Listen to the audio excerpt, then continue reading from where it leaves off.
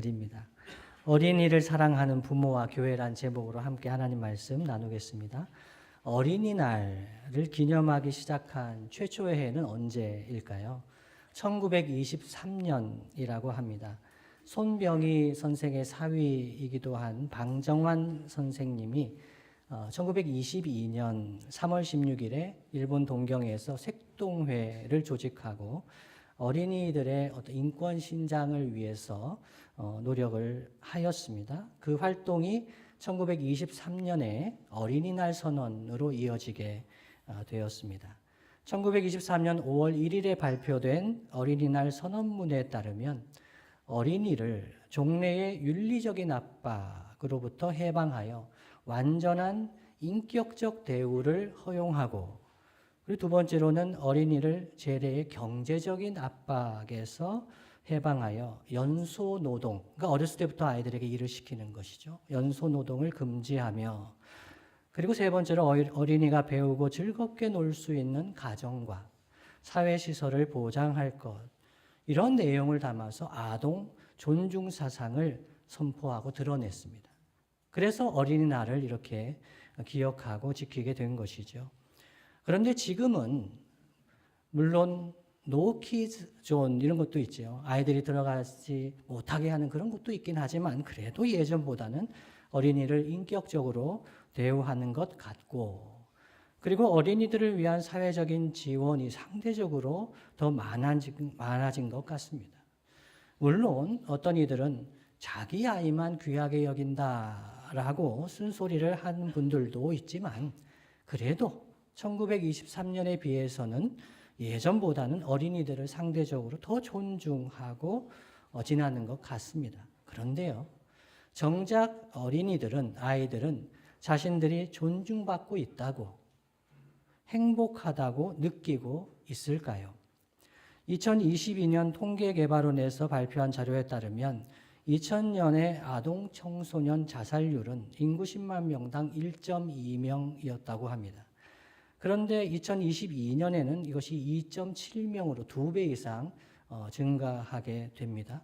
그리고 아동학대 피해 경험률, 아동학대 피해를 경험했다고 해서 다 신고하는 것은 아닙니다. 2000년대의 통계에 의하면 그것을 신고하는 비율은 30% 정도 됩니다. 그러니까 아동학대의 피해를 경험했다고 신고한 비율이 2001년에는 10만 명당 17.7건이었는데 20년 후 2021년에는 502.2건으로 약 28배 증가를 했습니다. 예전보다 어린이들을 우리는 더 존중하고 많은 시설과 투자를 한다고 하는데, 실제로 어린아이들이 존중받고 있다고, 행복하다고 느끼고 있을까요? 통계는 다른 이야기를 하는 것 같습니다. 오늘은 어린이 주일을 맞이하여 예수님께서 어린이들을 어떻게 대하셨는가에 관한 말씀을 함께 생각해 보고, 우리의 가정과 교회가 어린이를 더욱 참되게 사랑하고 존중하기 위해 무엇을 해야 할까에 대해서 생각해 보고자 합니다. 우선 예수님께서 오셨을 당시에, 지금으로부터 약 2000년 전에는 어린아이들은 사람의 수에 계산하지 않았습니다. 어린이는 그냥 소유물에 불과했습니다. 사회 공동체 가운데도 가장 존중받지 못하는 존재였다고 합니다. 그래서 예수님께서도 제자들에게, 사람들에게 이 어린아이가 사회적인 약자의 대표적인 존재다 하면서 보여주신 적이 있습니다. 마태복음 18장 2절에서 3절까지 말씀이죠. 함께 한번 읽어보겠습니다. 시작. 예수께서 한 어린아이를 불러 그들 가운데 세우시고 이르시되,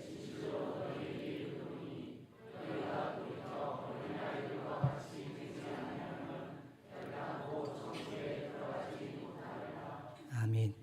예수님이 이 한 어린아이를 불러서 그들 가운데 세우신 이유는 어린아이들처럼 낮아지고 하나님 나라를 받는 그런 존재가 되지 않고, 사람들이 볼 때는 이 어린아이가 사회적으로 비천하고 소외받는 그런 존재지만 하나님 보시기에는 존귀한 존재다, 이것을 보여주신 적이 있습니다. 그래서 그랬는지 오늘 읽은 본문에서도 어린아이들은 무시당했습니다. 13절을 보시면 그때에라고 하지요. 그때에, 어느 때일까요?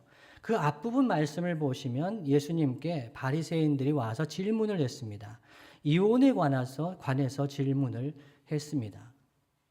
하나님 말씀을 잘 지키고 경건하다고 하는 사람들이 그들의 생각에 이혼을 생각하고 있는 거죠. 그 문제에 대해서 어떻게 말씀하시겠습니까? 질문했을 때 예수님은 부부관계의 소중함에 대해서 말씀하시면서 하나님이 짝지어 주신 것을 사람이 나누지 못할지니라는 말씀을 하셨을 때 그때에 주신 말씀입니다. 그래서 이 어린아이들에 관한 말씀은 가정이라는 맥락에서 이해해 볼 필요가 있겠습니다. 어떤 사람들이 자녀를 데리고 왔습니다. 예수님께서 안수하고 기도해 주시기를 바라면서 어린아이들을 데려왔다고 합니다. 누가복음 18장 15절에 보면 자기 아이들을 데려왔다고 합니다. 자기 아이들을 예수님께서 만져주시고 안수해 주시고 기도해 주시기를 바라면서 데려온 거죠. 그 마음을 여러분 이해하실 수가 있으시겠죠? 그 당시에 랍비들에게 자기 자녀를 데리고 가서 축복 기도를 받는 경우가 있었다고 합니다. 저도 어렸을 때 교회 안 다닐 때 이렇게 무당에게도 가고 뭐 이런 사람들에게 뭔가 좋은 얘기를 들으려고 데리고 간 그런 게 있었다고 종종 설명을 드렸습니다. 그런데요, 그때 제자들의 반응이 무엇이었습니까? 꾸짖었답니다. 꾸짖었답니다. 이 부모들이 돈을 많이 안 내서 그랬을까요? 왜 꾸짖었을까요? 아니, 기도받겠다고, 축복받겠다고 왔는데 왜 꾸짖었을까요? 제자들은 여러 생각을 했을 것 같습니다. 예수님이 예루살렘으로 올라가시면 왕이 되실 텐데 너무 바쁘신데 어른들도 많고 만나려고 하는 사람들도 많은데 아니 어린아이들 데려와서 기도해 달라고 하느냐. 그냥 랍비나 다른 주변에 있는 사람들한테 데려가도 되는데 왜 예수님한테 데려왔느냐. 그래서 그 어린아이들 데려오는 부모들을 꾸짖으면서 그렇게 박대했습니다. 다른 어떤 이유, 구체적인 이유는 잘 모르겠지만 일단 제자들은 어린아이들을 위해 기도해 주는 일은 별로 중요한 일이 아니다. 그래서 못마땅하게 여겼던 것 같습니다. 우리의 일상에서도 사실 비슷한 일들이 종종 일어납니다. 가정이 어렵고 교회가 어렵고 어떤 힘든 일이 있으면 아이들에 대한 관심을 잘 기울이지 못합니다. 열심히 일하고 직장생활 하다 보면은 시간 막 지나가는데 아이들은 쑥쑥 자랍니다. 아이들에게는 매우 중요한 시기이지요. 어렸을 때. 미취학 아동들은 그때는 그들의 하루는 어른들의 열을 한 달보다 더 중요한 그런 영향을 받는 때 아닙니까? 근데 어른들이 바쁘다고, 힘들다고, 뭔 중요한 일이 있다고, 급한 일이 있다고 아이들을 생각하지 못하고 지날 때가 있습니다. 아이들에게 무엇을 하는 것이 그렇게 중요하지 않다고 느낄 수도 있고 오히려 더 나아가서 그거는 별로 돈이 되지 않고 생산적인 일이 아니라고 생각할 수도 있습니다. 어쨌든 제자들은 꾸짖었지만 예수님은 어떻게 하셨습니까? 예수님은 어린아이들을 용납하라고 하셨습니다. 그리고 예수님께로 오는 것을 금하지 말라고 하셨습니다. 예수님은 어린아이들을 환영하셨습니다. 더 나아가서 그 정도가 아니라 천국이 이런 사람들의 것이다. 천국이 이런 아이들의 것이다.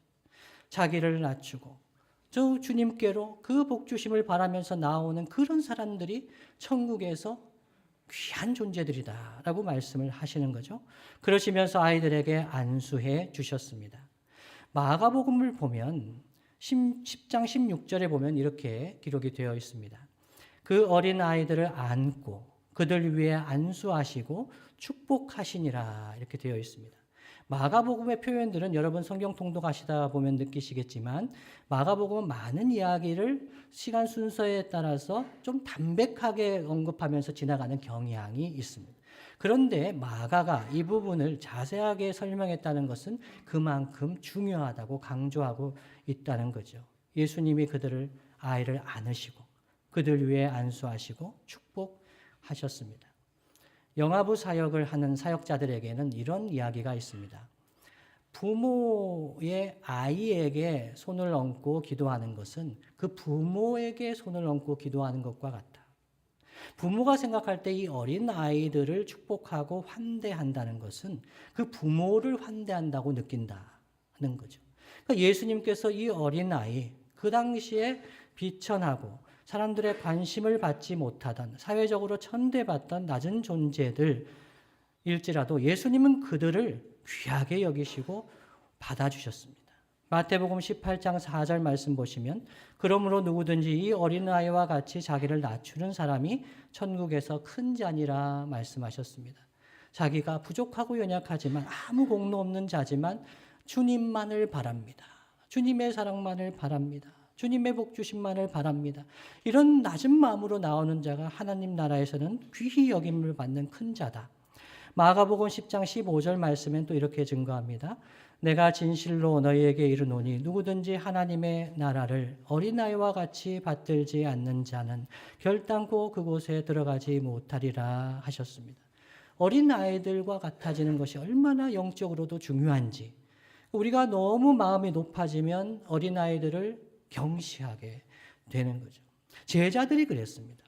제자들은 낮고 관심받지 못했던 그런 어린아이들을 축복하는 것이 그렇게 급한 일도 아니고 중요한 일도 아니라고 생각했습니다. 그러나 예수님은 하나님 나라 공동체에서 어떤 사람들이 귀한 존재인지, 어떤 사람들이 존중받아야 할 귀한 존재인지를 어린아이를 통해서 우리에게 보여주셨습니다. 오늘 말씀은 우리의 삶 가운데 적용해 본다면 첫 번째는요, 어린이를 사랑하는 부모와 교회는 어린이를 주님께로 데리고 나가야 합니다. 우리가 어린아이들을 위해서 무엇을 해줄 수 있을까요? 어린이를 사랑하고 아동의 권리를 존중하고 이 약자들을 도와줘야 되는 것은 보편적인 가치입니다. 그렇게 해야 되죠. 그런데 주님 안에서 어린아이들을 사랑하고 돌볼 수 있는 것 중에 중요한 것이 있다면 주님께로 데리고 나가야 합니다. 오늘 말씀에서 부모들은 자기 어린아이들을 사랑하여 예수님께로 데리고 나갔습니다. 이 어린아이는요, 혼자서는 예수님께 나아갈 수 없는 존재입니다. 아니, 예수님 만나러 그냥 버스 타고 갔다 와라, 이렇게 할 수 있습니까? 예전에는 했을지 모릅니다. 한 8남매, 9남매 있는데 그 중에서 7번째는 이게 계산이 잘 안 되잖아요. 빠졌는지도 모르잖아요. 교회 갔는지도 모르잖아요. 그럴 때가 아니고 요즘에는 중고등학교 때도 없어지면은 신고합니다. 그러니까 얘들이 교회에 간다, 교회에 보낸다, 주님께로 데리고 나간다. 어떤 의미인지 아시겠죠? 혼자서는 예수님께로 갈 수 없는 의존적인 존재가 어린이들입니다. 이들을 주님께로 인도하는 것이 부모의 사명이고 교회의 사명입니다. 어린이들이 예수님을 만날 수 있도록 돌보며 인도하는 것. 그렇다면 여러분, 언제부터 주님께로 인도해야 할까요? 유치원 가면요? 초등학교 가면요? 대학교에 가면요? 언제 우리의 자녀들을, 어린이들을 예수님께 인도하는 것이 좋겠습니까? 선교학자들은 44창이라고 한 이야기를 한 적이 있습니다. 414 window라고 합니다. 선교학자들이 볼 때 선교지에서 이 복음 전도할 때 4살에서 14살까지의 나이에 예수님을 만나고 신앙을 가지게 된 아이들은 그 이후의 삶에서도 신앙을 떠나지 않는 아이들이 된다. 4살부터 14살까지가 매우 복음 전도에 중요한 나이다라고 해서 414 window를 얘기를 합니다. 그런데 선교지에서는 이런 어린아이들에게 복음을 전하는 것을 매우 큰 죄라고 이야기를 합니다. 제가 중앙아시아에서 선교를 할 때 그때 어린아이들한테, 아동 청소년에게 기독교의 그 교리를 전달하는 것은 큰 죄로 여겼습니다. 그래서 왜 그러냐 했더니 아이들이 자라서 자기가 선택해서 종교를 갖게 해야지 왜 어렸을 때, 미숙할 때 종교를 가르쳐서 기독교 신앙을 갖게 하려고 하느냐. 그래서 제가 너희들은 왜 종교의 자유가 없느냐 그랬더니 아니다, 이것이 우리의 종교의 자유다. 사회주의권의 생각이에요. 종교의 자유가 있다고 하면서도 어린아이들이 스스로 성장해서 종교를 갖게 해줘야 된다. 근데 어린아이들에게 복음 전하는 것은 죄다, 이렇게 이야기를 하는 거죠. 그런데 언제부터 그러면 복음을 들어야 하겠습니까? 저는 어린이 스스로 주님께 나아갈 때까지 기다리면 안 된다고 생각합니다. 그래서 가장 빠를 때, 가장 이를 때 복음을 전하는 것이 더 좋습니다. 제가 유아 세례를 첫째 아이가 태어났을 때 유아 세례를 줘야 될까? 그때 제가 유아 세례를 받게 했겠습니까? 안 했겠습니까? 첫째가 있습니까, 여기? 아, 저기 있군요. 네. 유아 세례를 받아야 된다고 합니다. 장로교회 다니고 있지 않았습니까? 제가 받지 않게 했습니다. 신학교 가기 전입니다. 왜 그랬을까요? 제가 중학교 때 예수님을 믿고 세례를 받았거든요. 근데 입교 받는 아이들 보니까 약간 힘이 없어요. 입교 받는 아이들은 뭐 이게 좀 자기가 신앙 고백을 분명하게 막 이게 드라마틱한 뭐 이런 게 없고 물 세례 이게 입교는 물 뿌림이 없잖아요. 근데 세례는 물 뿌림이 좀 더 아이에게 체험적인 그런 좋은 세례를 받게 해야 되겠다. 그렇게 생각을 했습니다. 그런데 그 다음에 신학교에 입학해서 배우고 나서 유아 세례 받고 입교하는 것이 얼마나 복인지를 알게 됐습니다. 부모의 신앙, 교회가 함께 이 아이를 유아 세례를 줍니다. 그러니까 아이가 성장하는 과정에서 이 아이는 내 아이가 아니라 하나님께서 주신 하나님의 백성, 하나님의 자녀라는 고백을 하게 하고 이 아이가 자기의 신앙 고백으로 입교할 때까지 신실하게 부모로서 또 교회의 성도로서 이 아이를 양육하며 돕겠다는 서약을 합니다. 얼마나 복된가를 알게 되었습니다. 그래서 좋은 부모와 좋은 교회는 아주 어렸을 때부터 아이들을 예수님께로 인도하기를 힘씁니다. 저는 태중에서부터 축복하며 기도해 줘야 한다고 우리 젊은 새가정 청년 부부들에게 이야기를 합니다. 태중에서부터 축복하며 기도해 줘야 된다. 왜냐하면 태아가 태중에 있을 때 다 듣습니다. 엄마를 통해서 양분도 공급받지만 엄마의 어떤 정서적인 반응 이런 것을 태아가 느낍니다. 그래서 3개월에서 6개월이 지나면 이때는 태아들이 뱃속에서 자란다는 거예요. 반응한다는 거죠. 그때 아빠가 엄마의 배에 손을 얹고 기도해 주는 것 그리고 엄마 아빠가 함께 하나님을 찬송하며 예배하는 것 그 예배의 기쁨과 즐거움을 태중에 있을 때부터 경험할 수가 있다는 거죠. 그래서 이러한 가정이 얼마나 복된가. 엄마가 예수님께 나아가는 것, 예배하고 찬송하고 성경 읽는 것을 좋아하면 이것보다 더 좋은 태교는 없습니다.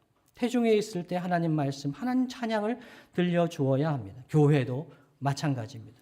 교회의 임신과 육아를 위해서 이 젊은 부부들을 위해서 최선의 지원을 다해야 합니다. 젊은 부부들은 봉사도 잘 못합니다.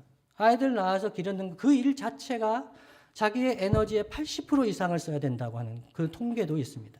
근데 그 부부, 교회에 크게 도움이 되는 것 같지 않아 보이는데 어렵게 아이들을 데리고 교회에 나오는 부부들은 너무나 귀한 부부들입니다. 아침에 얼마나 고생을 했겠습니까? 아이들 씻기고 옷을 입히고 남편은 도와주지도 않고 또 죄송합니다. 그런데 아이들 데리고 교회 온 겁니다. 그럼 교회에 있는 성도들은 그 아이들을 엄청나게 환영해 줘야 됩니다. 왜요? 어렵게 주님께로 데리고 나왔기 때문입니다. 열렬히 축복해 줘야 합니다. 그래서 영유아 신앙교육에 교회는 마음과 재정을 써야 합니다.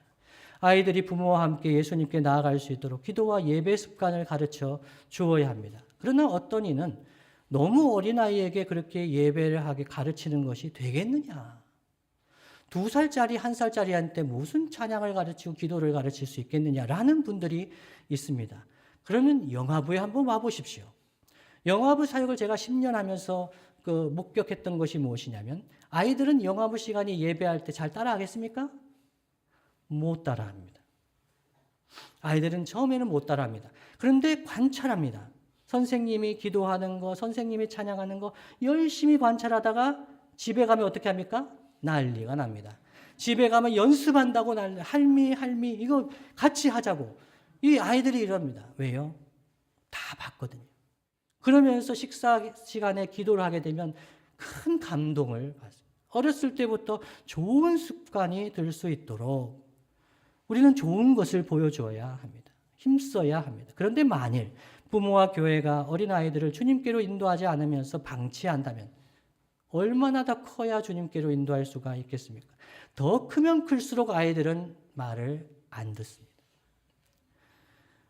아이들을 방치하는 것은 아이들을 사랑하는 것이 아닙니다. 자녀와 손주들을 주님께로 인도하지 않으면서 그들이 예수님을 믿기를 바란다면 그것은 신비주의라고 생각합니다.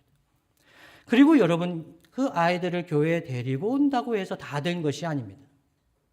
교회에 데리고 왔을 때 교역자와 부모와 교사는 함께 그들이 예수님을 만날 수 있도록 기도하며 함께 했어야 합니다.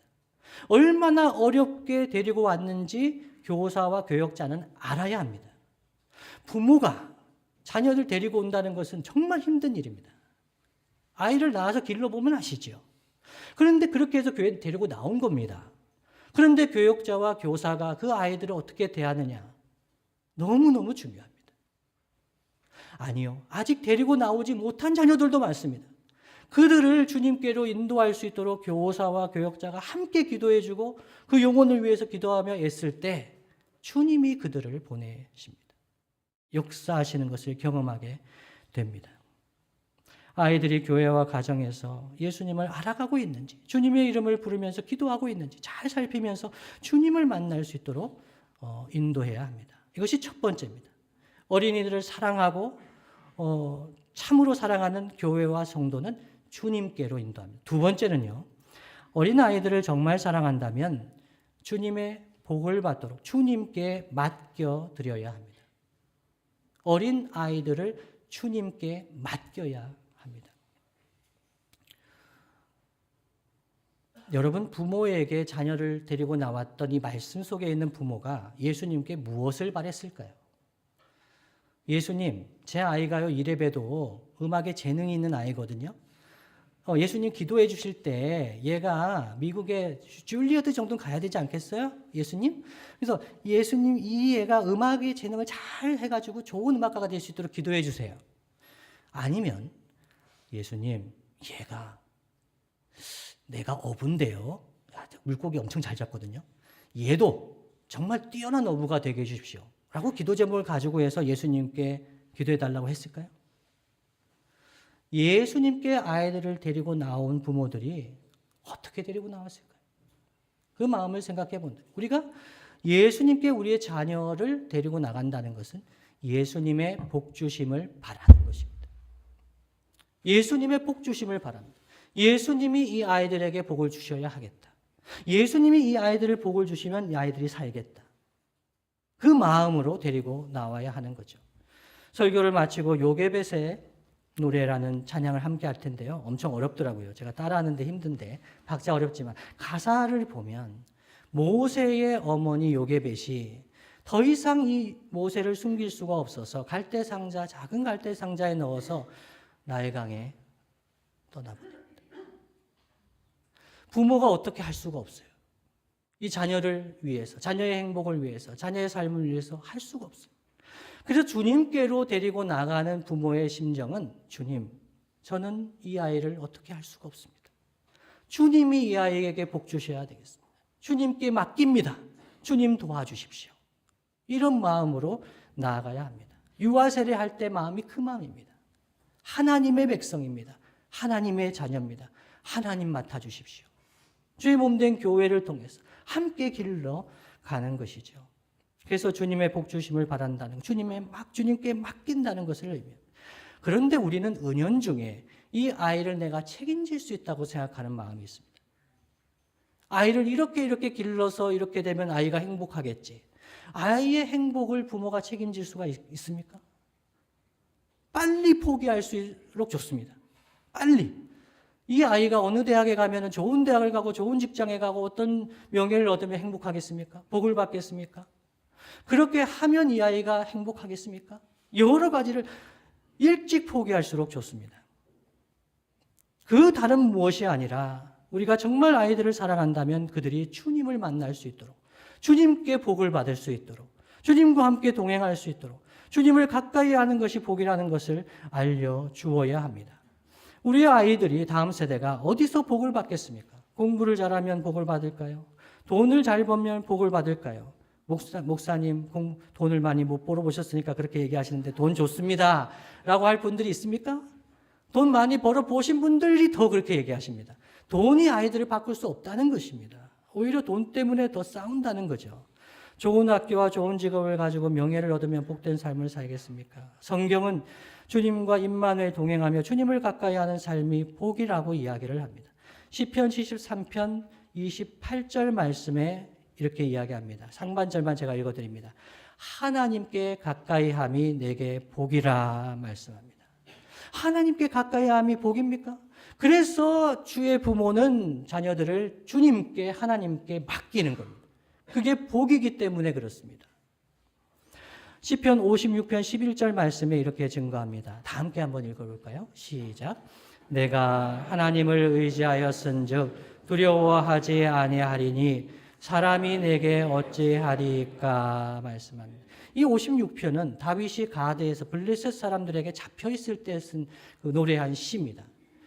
다윗이 블레셋 사람들이 잡혀서 죽을지 살지 모를 때, 그때 다윗은 내가 하나님을 의지하였으니까 두려워하지 아니한다.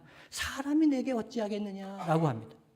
여러분, 하나님을 가까이 하는 자녀들, 하나님을 믿는 자녀들, 예수님께 그 삶을 드린 자녀들은 이런 믿음이 있습니다. 돈이 얼마나 있어서 안심이 됩니까? 얼마나 권력이 있어야 안심이 되겠습니까? 하나님을 믿는 믿음이 있느냐? 그러면 안심합니다. 우리는 자녀들과 천년만년 함께 살 수가 없습니다. 언젠가는 떠나야 합니다. 세월호와 이태원 참사를 통해서 많은 부모가 아이들을 잃었습니다. 그 아이들이 그렇게 갑자기 떠날 줄 누가 알았겠습니까? 얼마나 그 큰 고통 가운데 살고 있습니까? 우리 아이들 천년만년 같이 있을 수가 없습니다.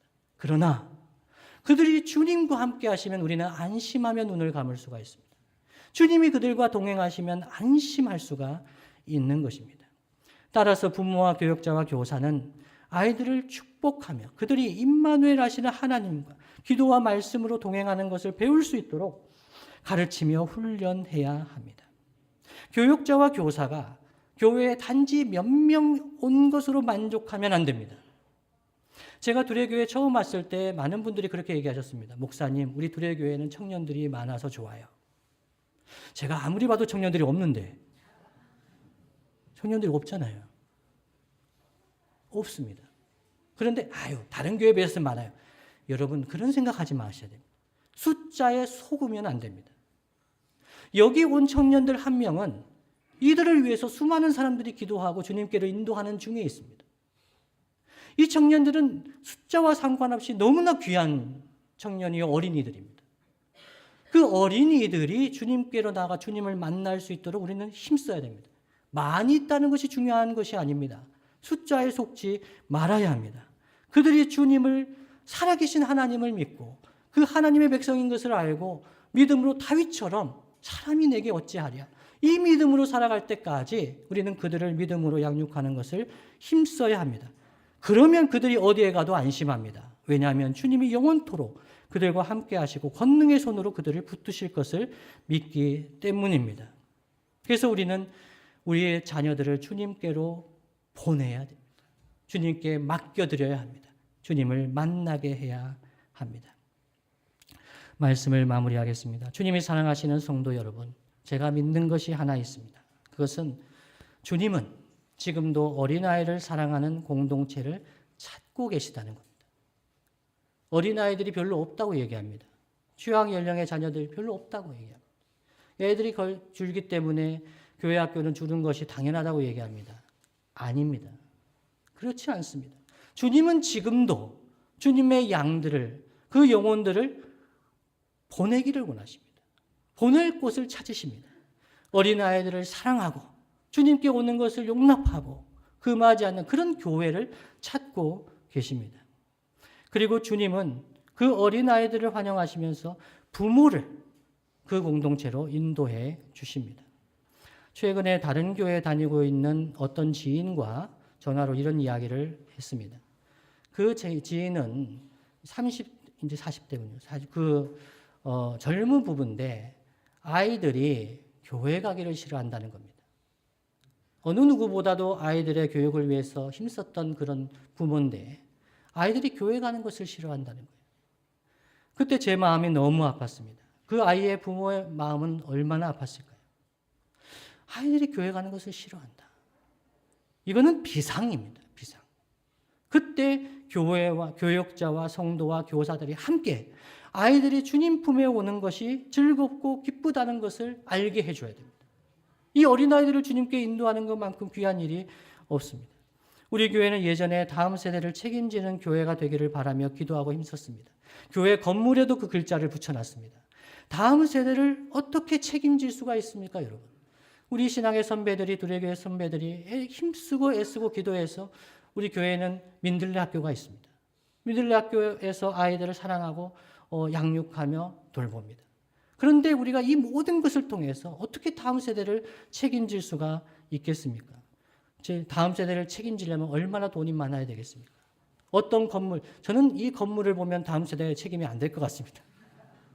믿음이 없어서 그런 거죠. 물질과 보이는 것을 생각하면은 이 사람 다음 세대를 책임질 수가 없습니다. 그러나 주님께 인도하고 주님께 맡겨서 그들이 주님을 만나면 그들의 삶이 달라집니다. 그들이 얼마나 존귀한 하나님의 백성인지를 스스로 알게 되면 그들의 삶은 달라집니다. 주님이 붙드시기 때문입니다. 주님이 사랑하시는 성도 여러분, 우리가 얼마나 돈이 많아야 우리 자녀들을 책임질 수 있겠습니까? 얼마나 좋은 환경을 갖추어야 자녀들을 책임질 수가 있겠습니까? 우리의 연약함과 부족함을 인정하면서 어린아이들을, 그 부모들을, 가정을 주님께로 인도하며 우리에게 맡겨주신 사명 감당하는 저와 여러분 되시기를 예수님의 이름으로 축복합니다.